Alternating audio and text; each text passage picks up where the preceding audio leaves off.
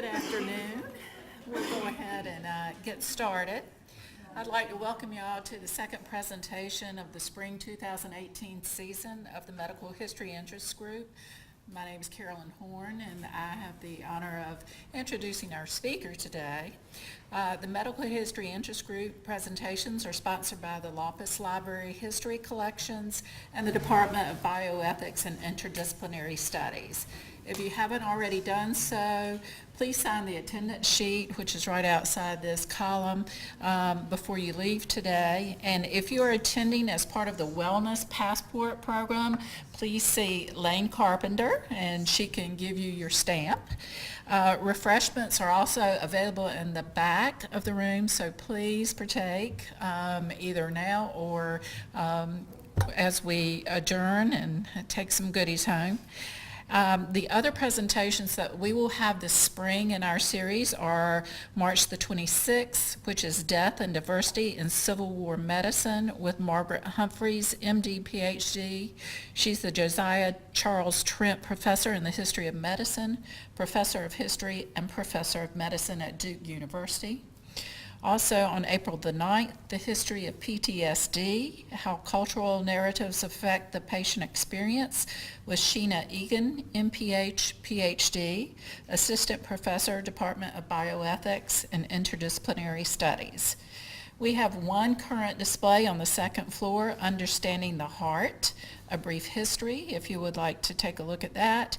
And we also have some other displays up here on the fourth floor, along with a pop-up display as you came in on Clara Louise Maass to complement today's presentation.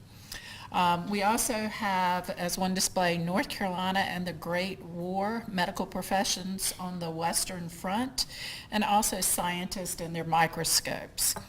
Today's presentation, though, is Clara Louise Maass, Servant Nurse Leader, Undaunted. Our presenter is Dr. Winters. She is professor and director of the MSN Nurse Education concentration in the College of Nursing. Dr. Winters has been a nurse for 43 years. She's taught nursing in universities or college settings since 1978. She was dean of the School of Nursing at Hawaii Pacific University for 16 years, and she's also taught, traveled, and learned in North Carolina, Pennsylvania, New York, Japan, Norway, Spain, Canada, New England, France, Ireland, Germany, Scotland, Wales, Mexico, Jamaica, Haiti, Puerto Rico, Austria, and Nepal, as well as in cyberspace too.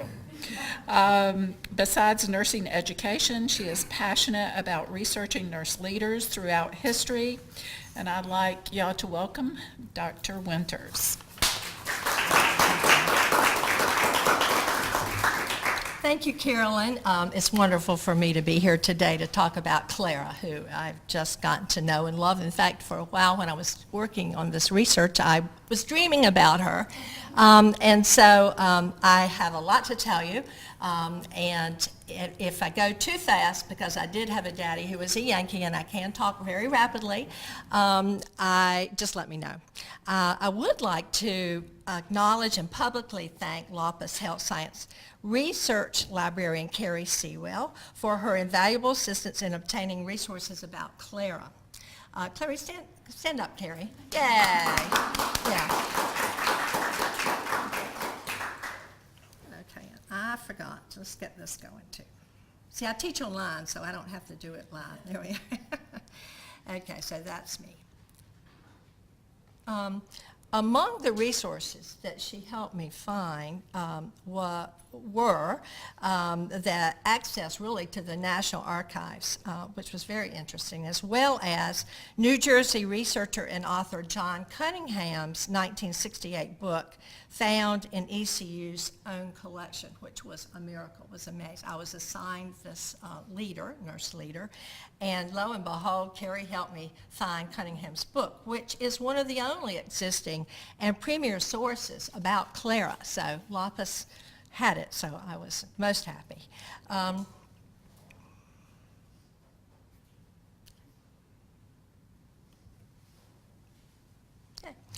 Clara Louise Maass was passionate about American nursing, and particularly nursing American soldiers during the Spanish-American War of 1898, especially those who were suffering from yellow fever. She qualifies as an exemplary leader defined in the research of Kuznets and Posner. Even in her early 20s, Clara Maass was unaccepting of the current thought regarding the etiology of this mysterious, dreaded disease. She challenged the process by betting her life on the theory that immunity to yellow fever could be produced by immunization under controlled circumstances. Sorry, I'm recovering from the plague. No, not yellow fever. Findings from Kuznets and Posner's exploration of successful leaders suggest that they continuously look outside of themselves to seek challenging opportunities for innovative initiatives that will make something meaningful happen. Exemplary leaders challenge the process and are convinced and convince others that growth, transformation, and improvement require changing every aspect of the status quo: people, processes, systems, and strategies. These mover and shaker leaders, in spite of resistance, mistakes, and delays, persist to generate new ideas, new methods, and solutions. They experiment, they take risks, they learn from their experiences. Exemplary leaders guide others through ambiguity, adversity, transition, recovery, and other seemingly insurmountable challenges. Kuznets and Posner focused on significant departures from the past. They focused on the personal best leadership as being focused on their leaders that were very different and departed from the past. And they looked at new approaches, so they were creative leaders they were looking at in places yet to be discovered. They often do not seek or wait for permission or instructions before leaping on an opportunity. Exhibiting a can-do attitude and often outrageous courage, they accept the challenge with high purpose and motivation, which results in stirring things up. Anybody know anybody, any leaders like that? Not at ECU, right?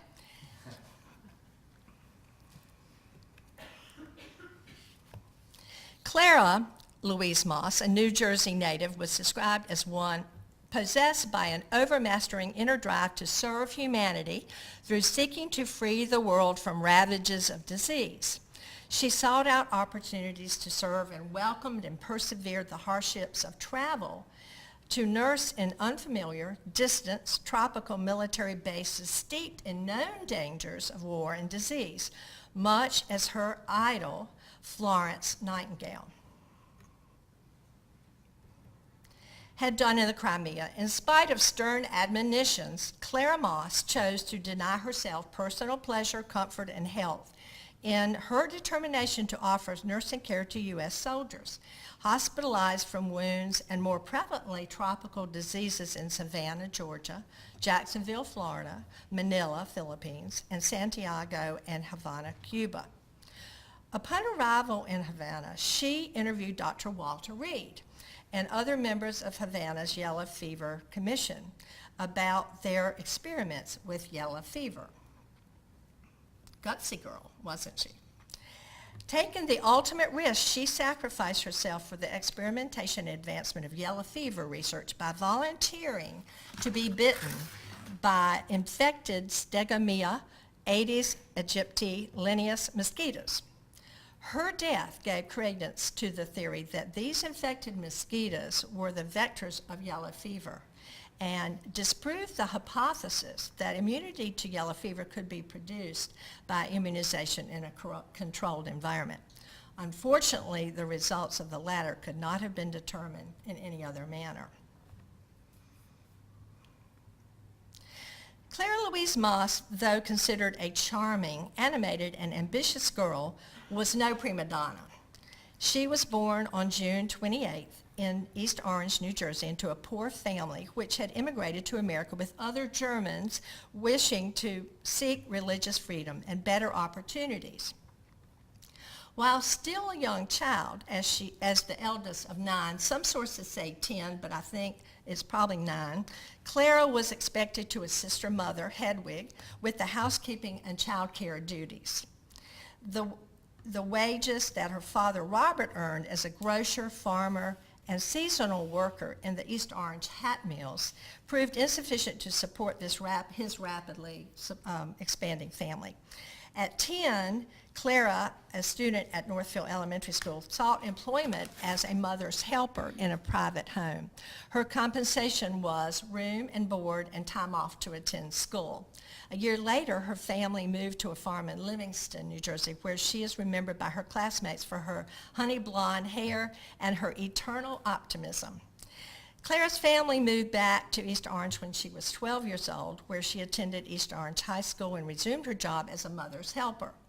3 years later, at age 15, she abandoned her secondary studies in order to obtain a full-time job and to continue to help to support her family. At the Newark Orphan Asylum, she worked 7 days a week, feeding, dressing, and sewing for the orphans. Here she earned $10 a month, sending half to her mother, Hedwig.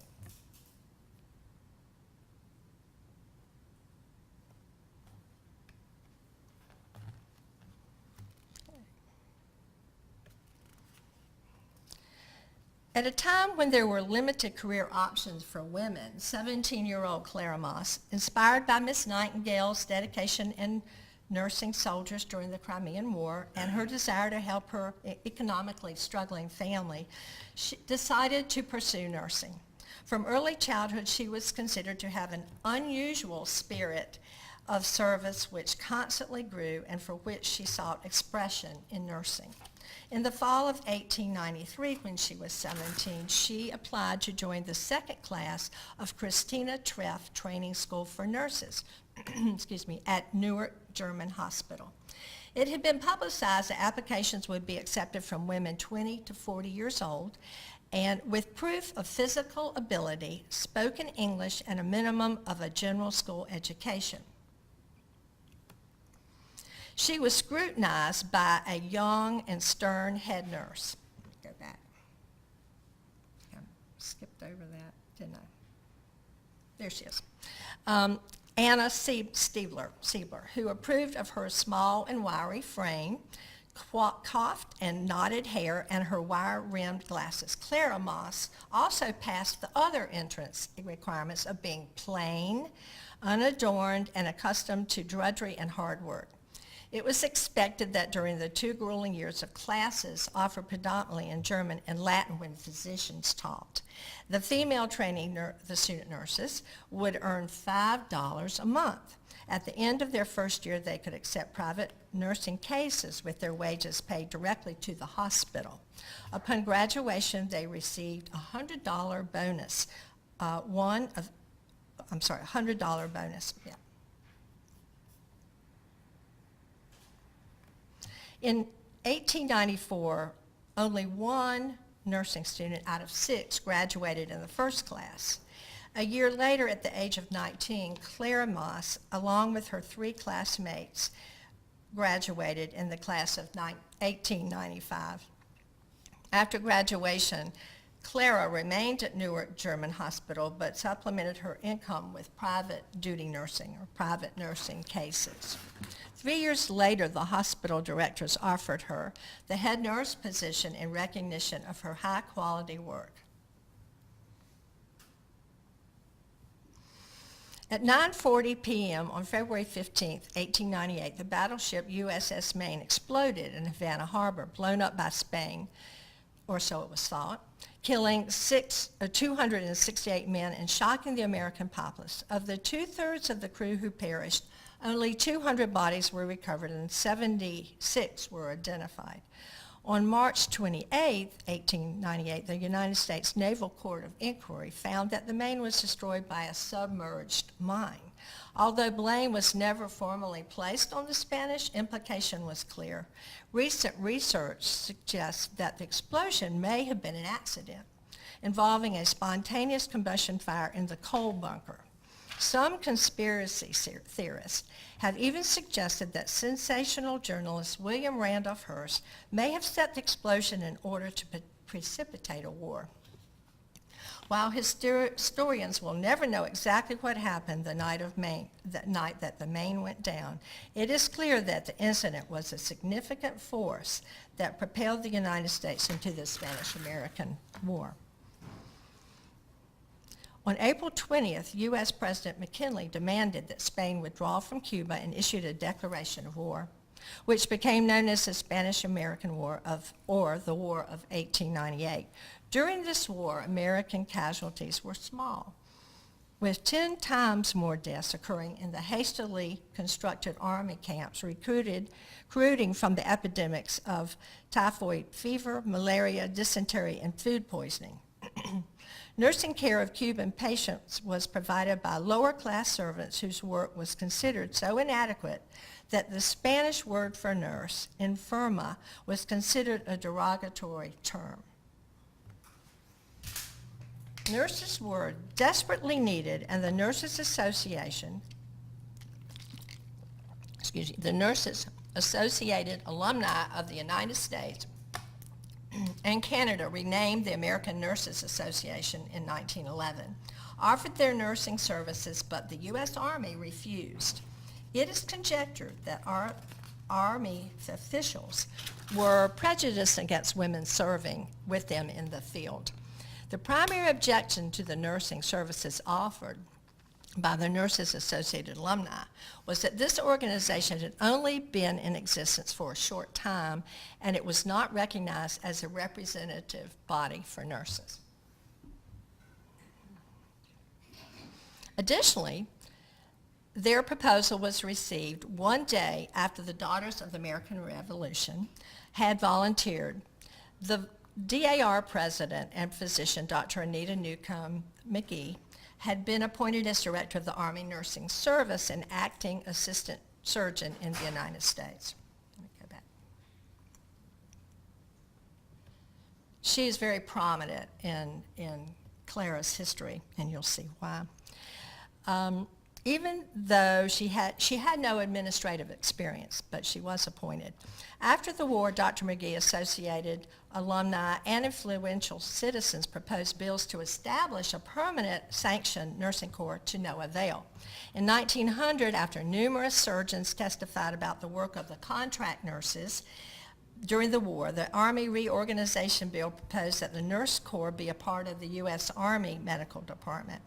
Members would consist of hospital nursing school graduates, supervised by a hospital nursing school graduate.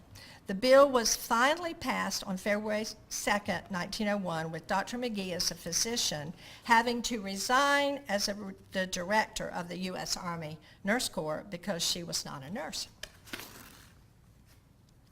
With the outbreak of the Spanish-American War, Congress authorized employment of women who were nurses on a contract basis, providing them with $30 a month, room, and board. Dr. McGee preferred that the contract nurses be graduate nurses endorsed by their own schools who had passed health examinations and received clearance by the DAR.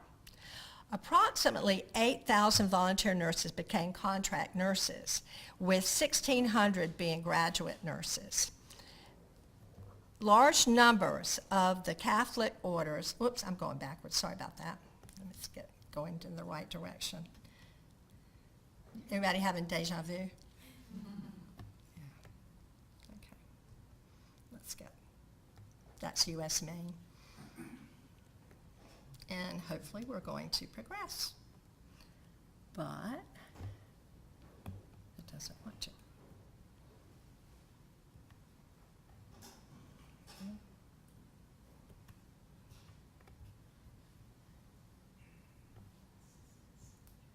Sorry, guys. Okay, there's Dr. McGee.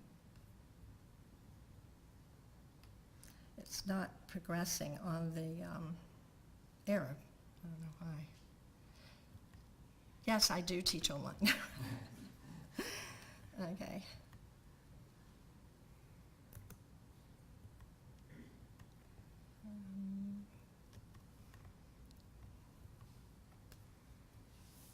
might have to get an IT person up here to see why it's not progressing. I'm sure I hit something that has paused it. Okay, so what I'm trying to do is to get to the next one. It doesn't seem to progress. And there you go. Just, you can just press that, and I think if you go, it'll go back and forward. It Okay. was just stuck or something. Oh, well, Seems to be thank you so working. much. I love it. Yay. Okay. So approximately 8,000 volunteer nurses became contract nurses, with 1,600 being graduate nurses. Large numbers of the Catholic orders served, especially the Daughters of Charity. The first contract nurses were appointed in May of 1898, and they were stationed in the Army hospitals located in the southern United States, Puerto Rico, Cuba, Hawaii, and the Philippine Islands. Heretofore, these Army hospitals were staffed by corpsmen who were lacking in training and experience. They were engaged in unsanitary practices, such as using the same bucket for food and excrement, thus spreading diseases throughout the camps. Yuck. Okay. Well,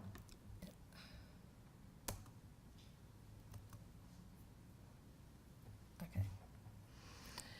Because she couldn't enlist in the military, Clara Maass became one of the first to apply as a U.S. Army contract nurse. Miss Maass requested that a physician she had worked with in Newark German Hospital write a letter to certify that he had known her as a nurse. His letter stated that he had known her for 5 years and that she was a dutiful, diligent, and conscientious nurse who recognized the responsibilities of her profession. On her application to become a contract nurse, Clara indicated that she desired appointment in the Army rather than the Navy. Maybe she got seasick, I don't know about that, but she could leave on October 1st, had not had yellow fever, was an 1895 graduate of a training school for nurses, had no other hospital experience other than Newark German Hospital, but she had nursed continuously since graduation, had experience in invalid cookery with her private duty patients, was 22 years old, white, 5 feet 4 3/4 inches tall, weighed 134 pounds, was single, had no tendency to disease, and had been successfully vaccinated in 1894. Her characteristic patriotism and adventure-seeking, which had been denied to her in childhood, or her quest to increase her earnings, may have prompted her to apply. While she waited to be called, knowing that she would be leaving Newark German Hospital during a shortage of nurses and funds, she worked in excess of 12 hours a day without pay. Here was one of the first indications of her adult self-abnegation.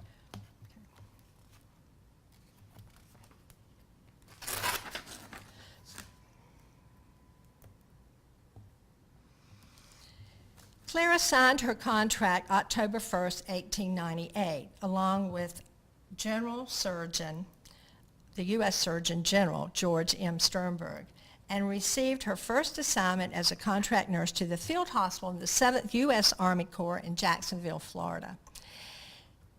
The fighting had ended when she arrived in Florida, but she nursed hundreds of wounded and diseased soldiers. Most were sick from malaria, dysentery, and typhoid fever. Soldiers who were febrile were prohibited from returning to their homes for fear that they would spread the diseases to those in their home state. Because typhoid fever was prevalent at Newark German Hospital, Clara was familiar with the care of these soldiers and the requisite long, tedious hours. 3 nurses from Pennsylvania shared her tent. And they named and labeled their tent with signs that read Camp Cuba Libre and Potato Patch Tent. They often teased the soldiers who guarded them from American and Spanish would-be suitors. From Jacksonville, Clara was transferred to Savannah, Georgia in November of 1898, and then to Santiago and Havana, Cuba in early 1899, where she had her first brief exposure to yellow fever. The sailors called yellow fever yellow jack referred to the Navy's yellow quarantine flag, whereas the Spaniards dubbed it El Vomito Negro, the black vomit, for the blood secreted into the victim's stomach by breaking blood vessels. A little gory. Once y'all have something to eat now. The U.S. and Spanish soldiers were ravaged by the uncontrollable yellow fever, but the Cuban soldiers were not as affected, as many had acquired immunity from frequent exposure. Clara left Havana on January 21st, and on February 5th, 1899, she was honorably discharged and her contract annulled. Within a week of arriving back in Newark, Clara wrote to Dr. McGee, director of the Army Nurse Service and acting assistant surgeon, requesting to enter the service again. She implored the director that she would go any place where she was needed, but if nurses were needed in the 7th Army Corps in Jacksonville, Florida, she preferred to go with them as she had just come from there. On February 6, 1899, she again wrote Dr. McGee, stating that she had seen in the newspapers that the bill regarding the Corps of Nurses had been passed and that she wanted to enter her name as an applicant for the position in the service. She added that she would be willing to go to any part to nurse, and had returned to this country from Cuba, where she was in the service about 4 months. To support her case, Clara requested that Miss Carrie E. Rogers write a letter to Dr. McGee, a fellow member of the DAR, on behalf of a fine nurse who is desirous of entering the regular Army in that capacity. She has recently returned from Cuba, having been engaged as a nurse there during the late war.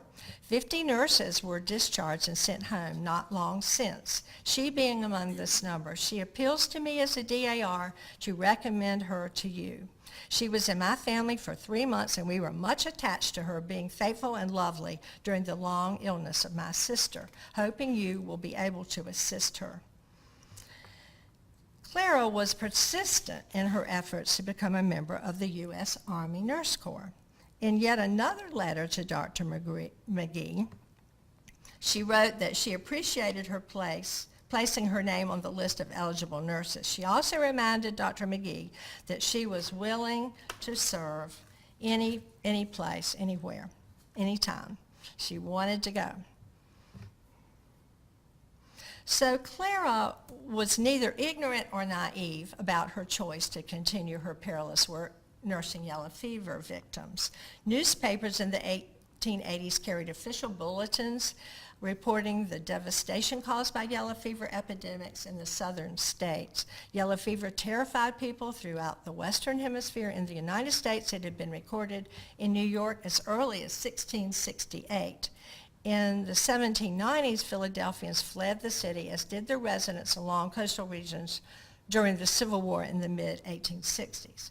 In 1879, much of the South was panic-stricken.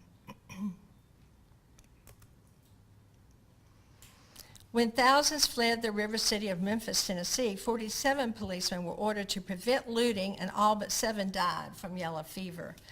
Though tuberculosis, typhoid, and dysentery were responsible for more deaths, yellow fever was more feared because of its unique characteristics: high fever, muscle pain, backache, shivers, anorexia, nausea, and vomiting. Sounds like the flu, doesn't it? It could create mild flu-like symptoms lasting about a week, or it could progress, as it did in 10% to 60% of cases, into a period of intoxication wherein liver failure occurred, resulting in jaundice and vomiting of the dark digestive blood. Yellow fever spared no one, rich or poor, young or old, clean or filthy. It disrupted everyday life, commerce, and communication. Sorry, there's no place to put this. Clara nursed patients diagnosed with yellow fever according to a regimen of universal rules consisting of strict bed rest in a supine position to minimize exertion and to decrease bowel perforation.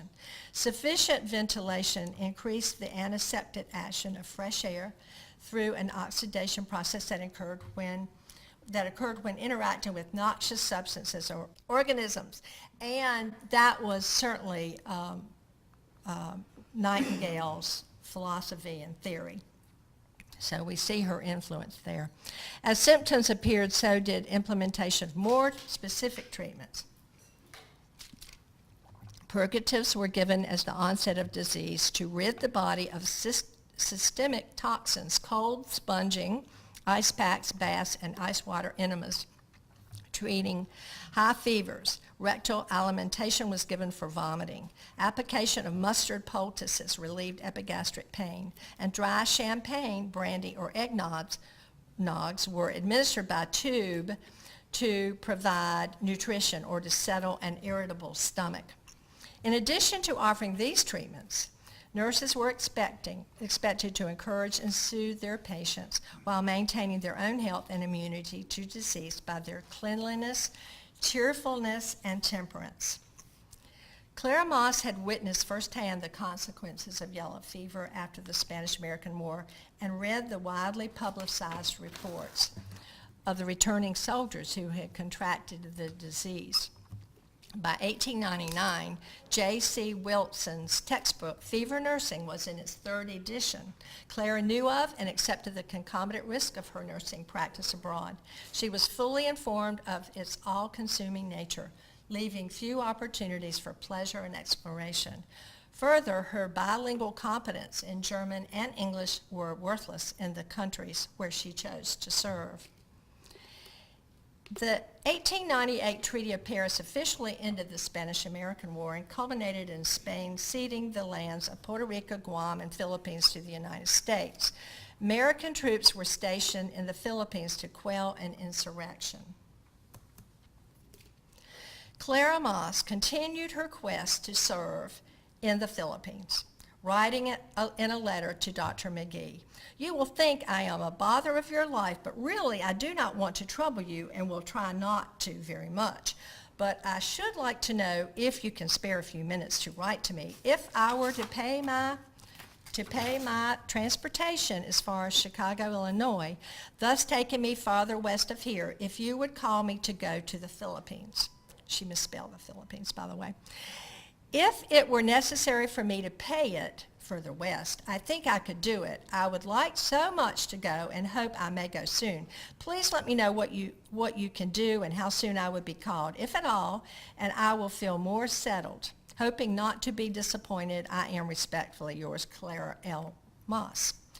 Dr. McGee responded to Clara 4 days later, telling her that she was always glad to give the nurses information about prospects where it was possible, but that she was not able to foresee what the surgeons at the different hospitals would do.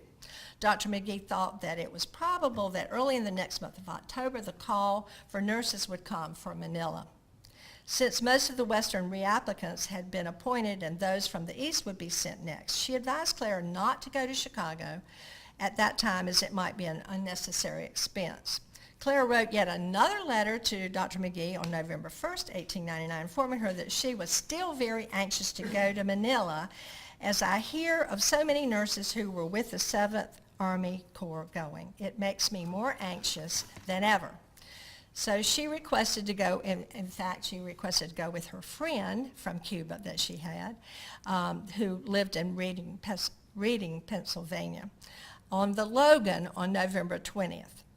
It is uncertain whether Dr. McGee suggested that Clara petition the Surgeon General or whether she chose to go over Dr. McGee's head, but on November 8th, Clara Maass sent the following letter to U.S. Army Surgeon General George Miller Sternberg in Washington, D.C. "Sir, I have the honor respectfully to request that my name be placed on the list of nurses sailing to Manila, Philippines from New York, and that I be sent on the first transport leaving. Having served as contract nurse in the field hospital of the 7th Army Corps continuously and with satisfaction from October 1st, 1898 to February 5th, 1899, I have been notified by Dr. McGee that I am eligible for service in the Philippines, and it is my desire to be sent there as I prefer a tropical climate to that of New York. I am in excellent health and I have good constitution, and I'm accustomed to the hardships of field service. Very respectfully, Clara L. Maass." true to one who challenges the process, Clara Maass was relentless in her efforts to be sent to the Philippines as a contract nurse. So 10 days later, she followed up her letter with a telegram to Surgeon General Sternberg. Can I be sent with nurses on Logan? See application to Surgeon General, November 8th, letter. She's saying, see application to Surgeon General, November 8th, recommended by Major Kilbourne. Wire, answer, my expense, Clara Maass. Surgeon General Sternberg responded by sending her a telegram at her mother's house in East Orange, New Jersey, summoning her to Manila, the Philippines. Within 2 hours, she gathered her belongings, took a train to Hoboken, ferried across the Hudson River, and taxied to the pier to board the Army ship Logan, just as the last visitors were exiting the gangplank. Once again, in the capacity of a contract nurse, Clara Maass reported to Reserve Hospital in Manila on January 5, 1900. Most authors writing about Maass have based their information on the publications of Gunther in 1932 and Cunningham in 1968. They describe Reserve Hospital as one similar to the field hospital in Florida, with its long rows of bedding filled with soldiers sick and dying from typhoid fever, malaria, and most mysterious yellow fever. They indicate that Clara, all of these sources indicate that she was deeply affected by heavy loss of life from yellow fever at Reserve Hospital in the Philippines. However, Tigert, in 1983, who was a retired general and researcher of communicable and infectious diseases in the military, argued many years later that yellow fever had never been recognized in the Philippines. After several months of strenuous nursing in the Philippines, the Army sent Clara Maass home to New Jersey in April 1900.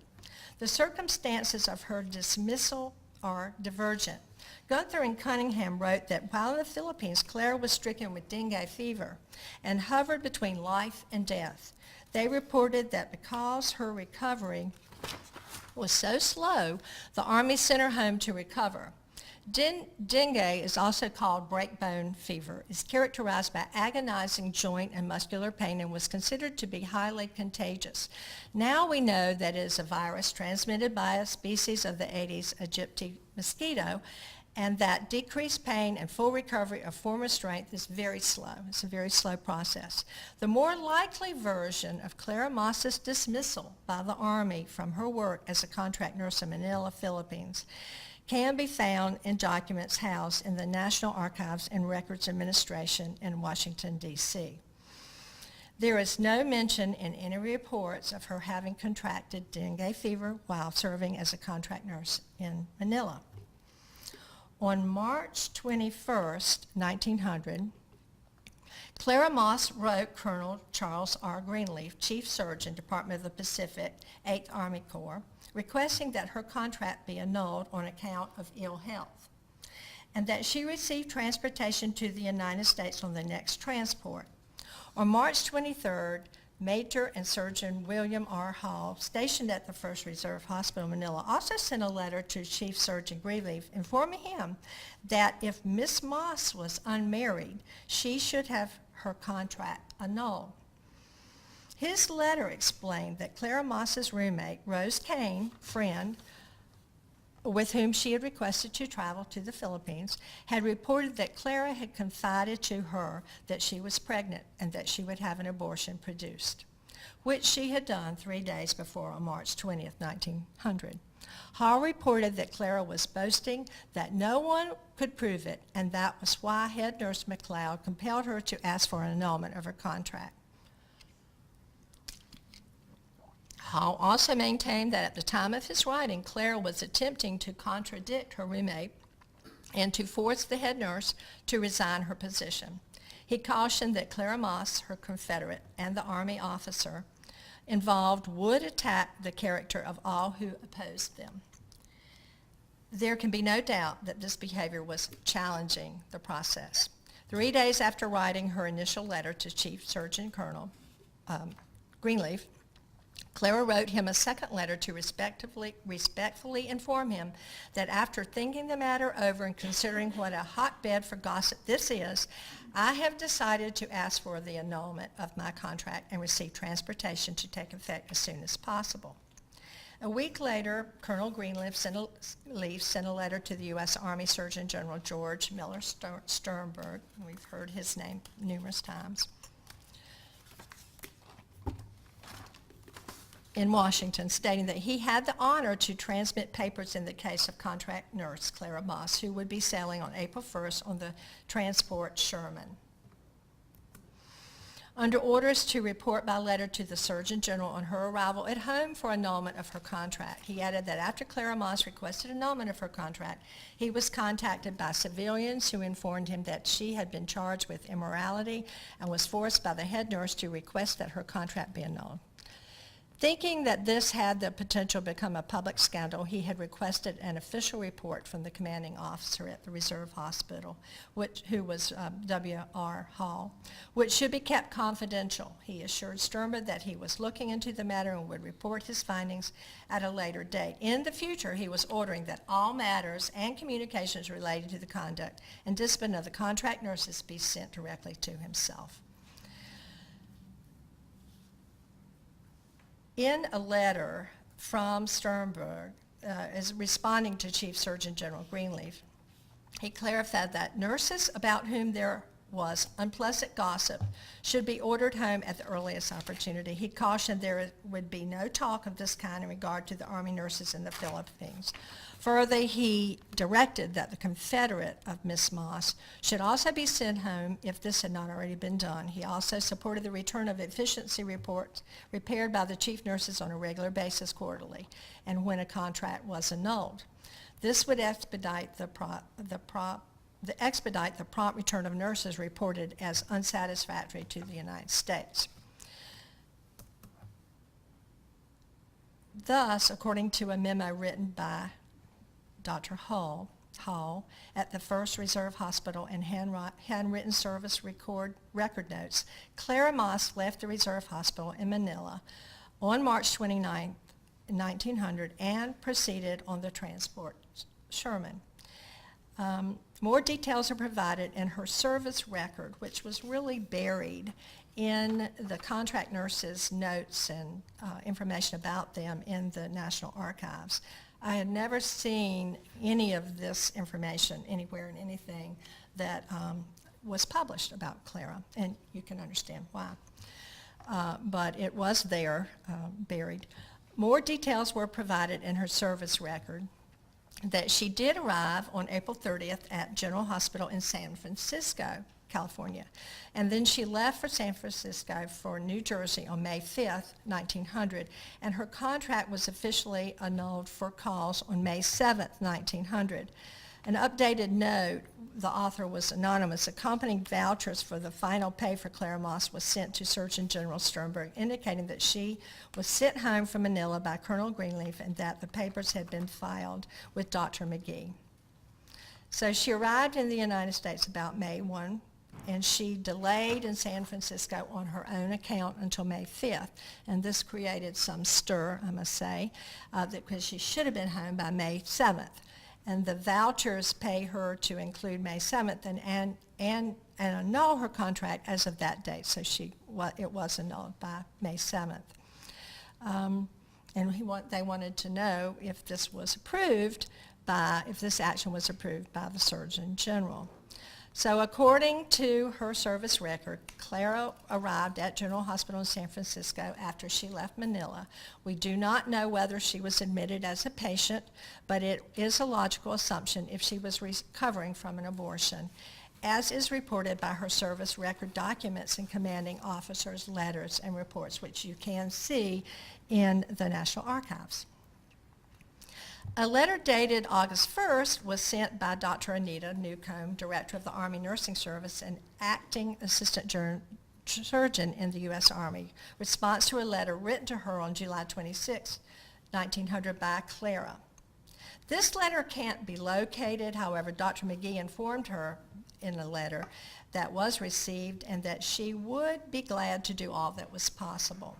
It is noted that Dr. McGee's endorsement had been cited by Clara Maass to strengthen her November 1899 petition to Dr. Sternberg in the Army Nurse Corps, and so she had used Dr. McGee as a reference, more or less. In 1897, the American Public Health Association presented draft legislation to President William McKinley requesting that a scientific commission be formed to study the etiology of yellow fever. Unfortunately, no congressional action resulted, so it was presented again the following year. While Clara Maass was still serving as a contract nurse in the Philippines, U.S. Army Surgeon General George Miller Sternberg, member of the APHA, renowned bacteriologist and world authority on yellow fever, formed the Army Board of Medical Officers, known as the U.S. Army 4th Yellow Fever Commission, on May 23, 1900. Its purpose was to pursue scientific investigations with reference to the infectious diseases prevalent on the island of Cuba, especially yellow fever. This yellow fever commission was composed of surgeon members. They were all surgeons with assigned responsibilities. Major Walter Reed, American Head of Affairs and U.S. Army Contract Surgeon. James Carroll, British Bacterial Investigations. Aristides Agramonte, Cuban, he was in charge of autopsies and pathological work, and Jesse Lazier, American mosquito work. This was the commission. Eventually, the commission decided to meet with Dr. Juan Carlos Finley, known as Dr. Finley, a Cuban scientist who had developed the theory that the Culex fasciitis, now called the Aedes aegypti mosquito, was the vector that transmitted yellow fever.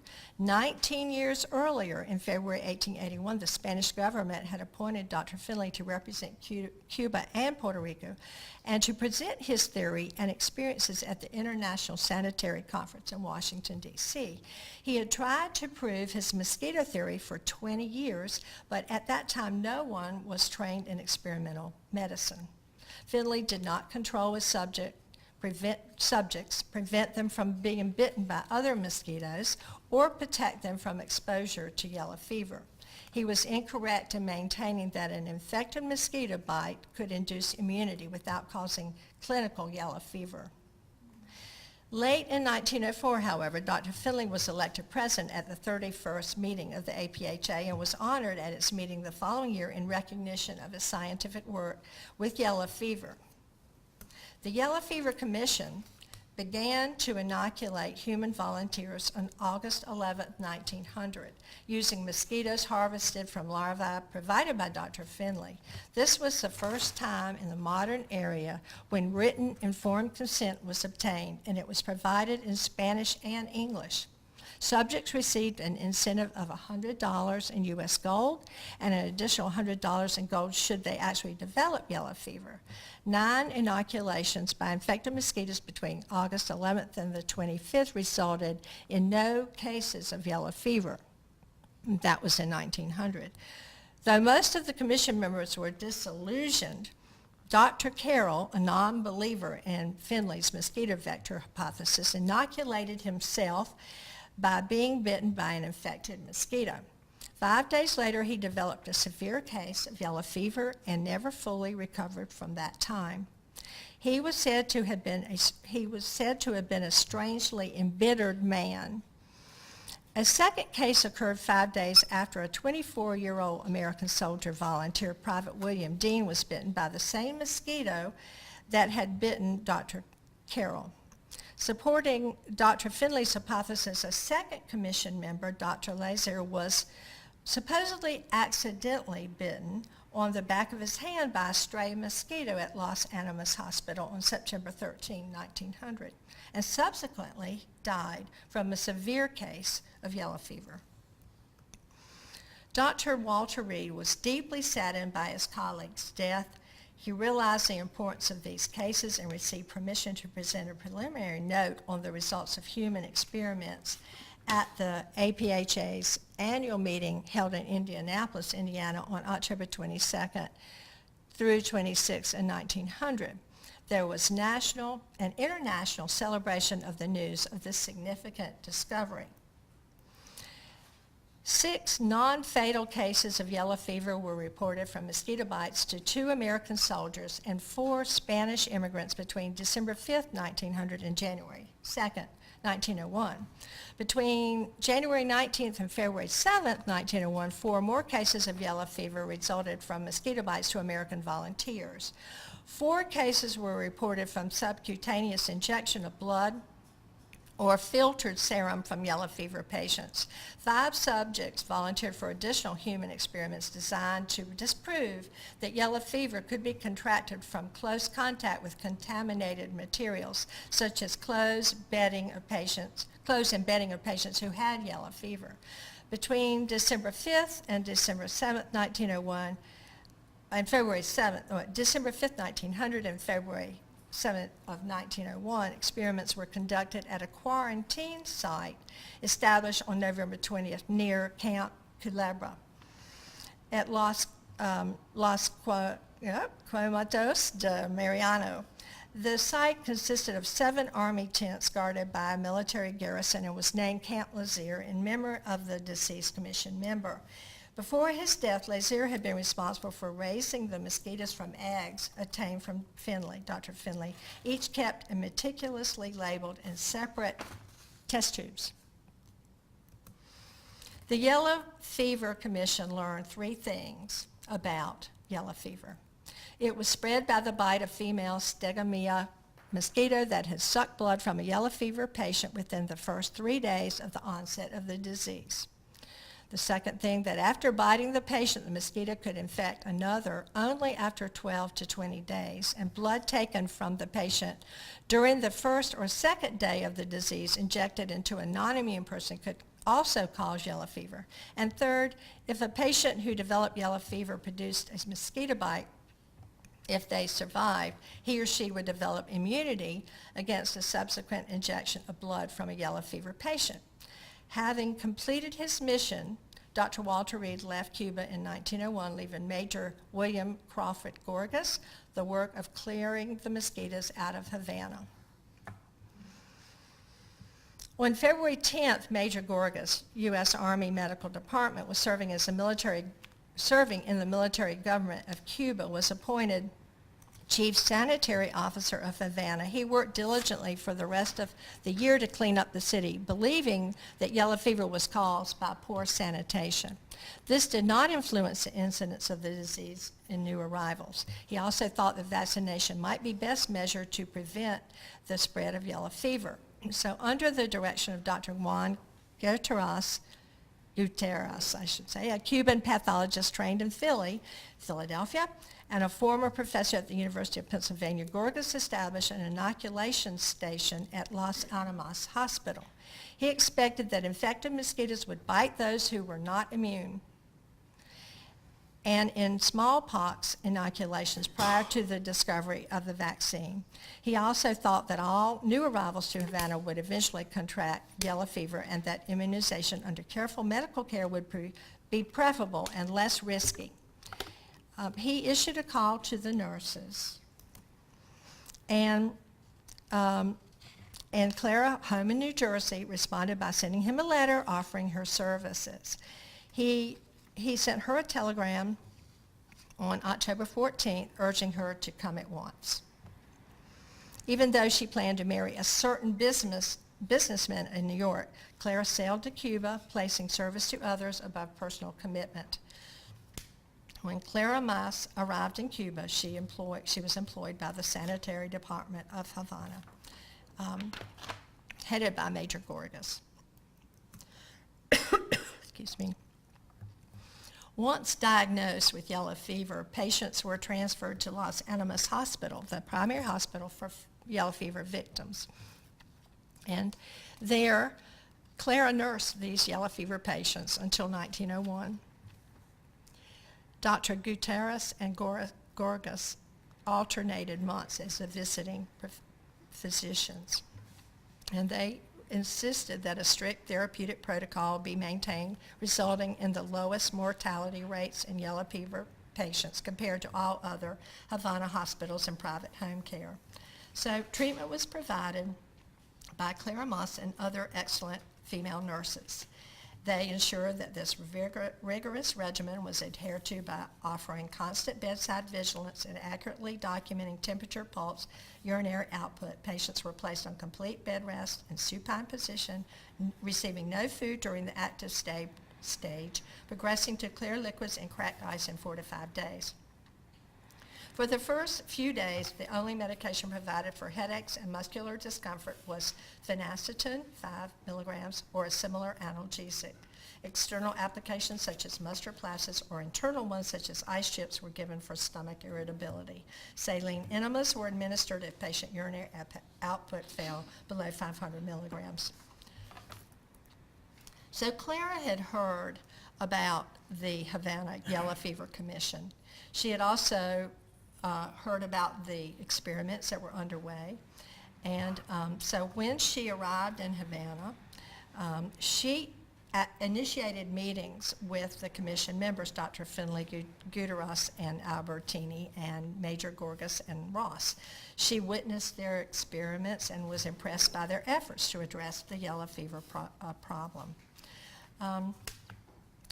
They told Clara that they hoped that their experiments would prove that the September 1900 death of 34-year-old Dr. Laser had not been accidental, so that in this next period in early August, August 24th, 1901, 19 subjects were bitten, presumably by infected mosquitoes on 42 occasions.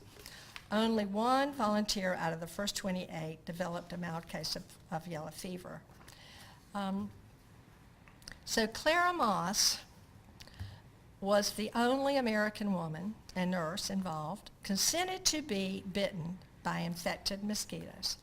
She was bitten on March 7th and 25th, May 15th, 16th, and 27th, and a date in June 1901 that some report in the literature as June 4th.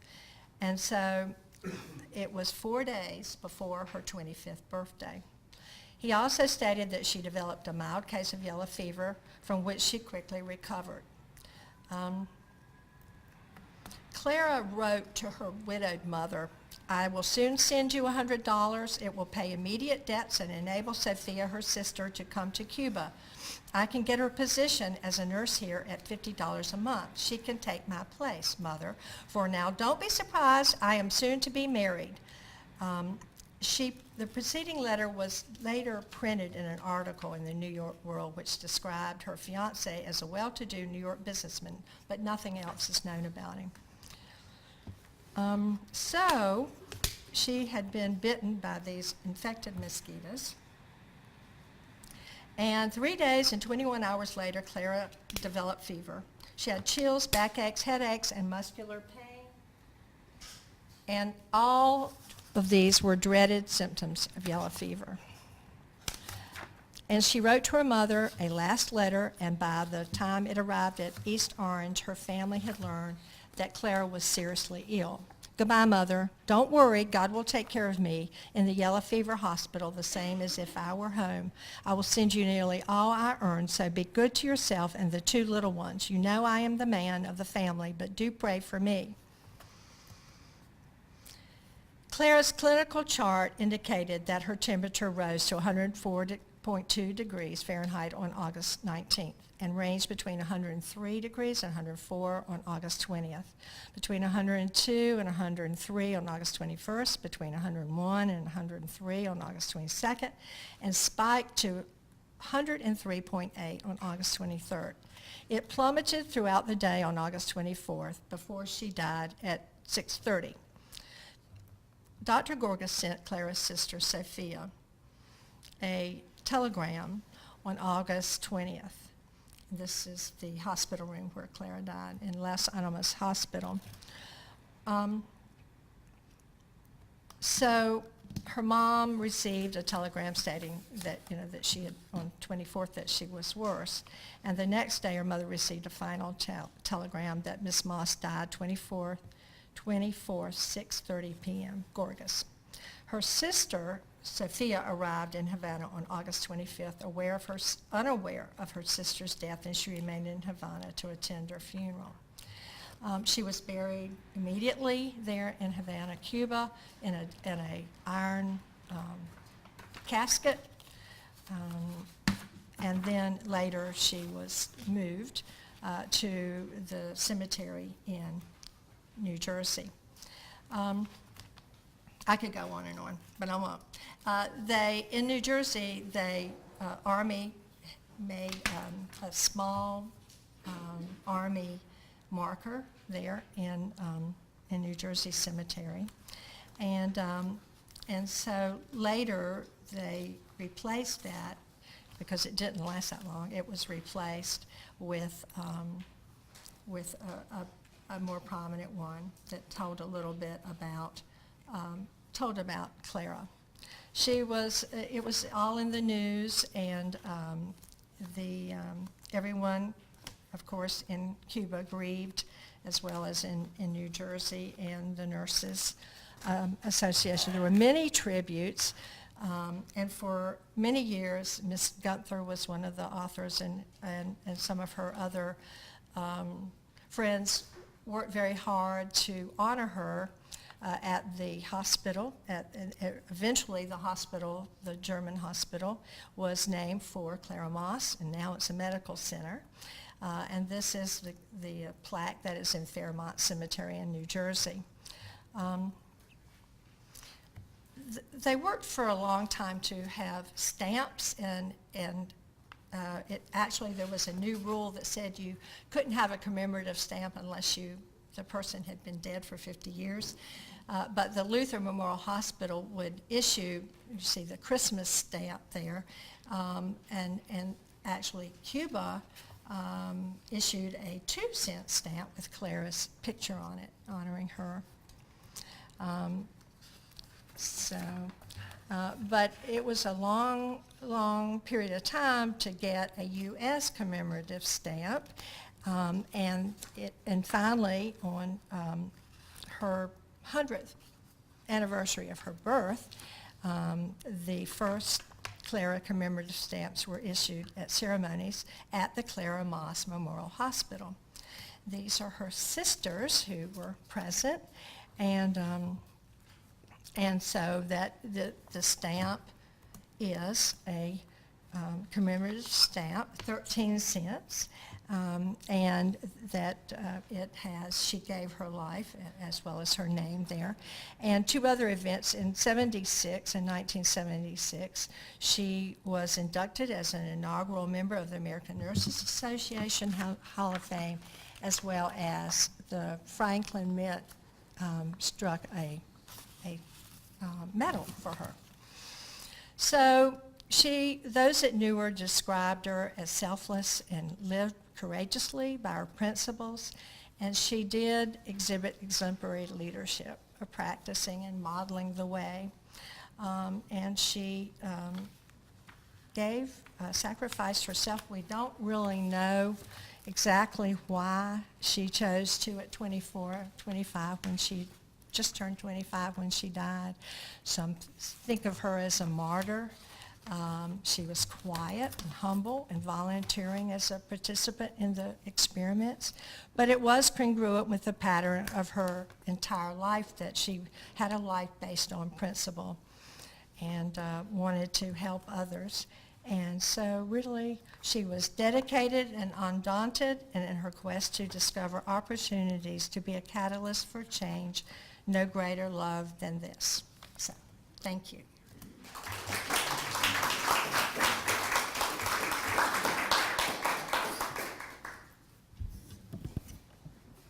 If you haven't already done so, please sign in on the other side of this column. We have refreshments at the back. We'll now have a question period, and I'm going to ask that if you have a question, raise your hand, and I'll bring the microphone to you.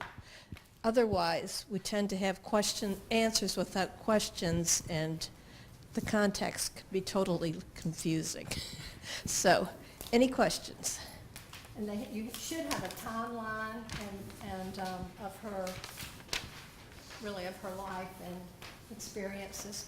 And we've got extra copies of the timeline. Anybody need one? So, any questions?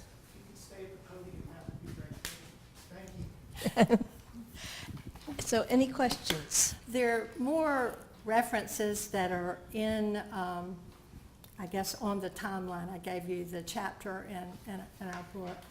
And these were a few that I picked out. But most of the photographs came either from the archives or from really Cunningham. Quite a few of them came. So. I'm just going to ask, how long did it take you to do this research? This research, we started it, it was part of, thanks for asking the question.